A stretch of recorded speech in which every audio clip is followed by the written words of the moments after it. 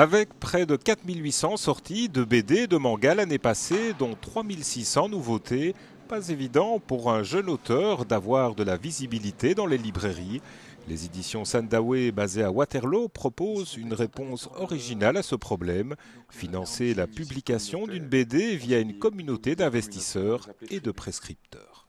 Une jeune création là-dedans, si elle n'est pas un blockbuster, si elle n'est pas portée par une série, et qu'elle soit éditée par un gros éditeur qui édite la majeure partie des bandes dessinées aujourd'hui, est quand même relativement condamnée, ou en tout cas ses chances de sortir du lot sont limitées, puisque ce qu'on retient de ces 4800 sorties, c'est surtout les blockbusters, et c'est ce qui est très visible en fait, ce qui est attendu.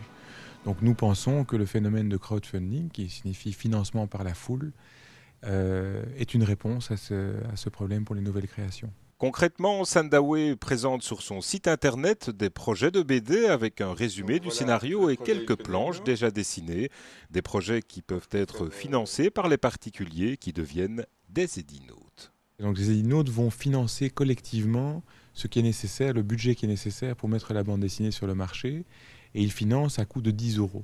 Donc l'investissement minimum est de 10 €. Les budgets sont généralement de 50 000 €. Donc il faut, avec la moyenne qu'on voit pour le moment, quelques centaines d'édinotes pour financer un projet. Une fois le budget atteint, Sandawe publie 10 000 exemplaires de la BD financée par les édinotes.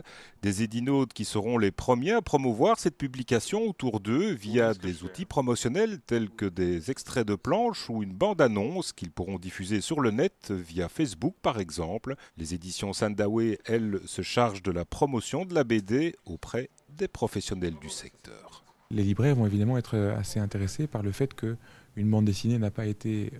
on a décidé d'éditer une bande dessinée non pas sur la décision d'une personne ou de deux personnes, comme chez un éditeur classique, mais bien de quelques centaines.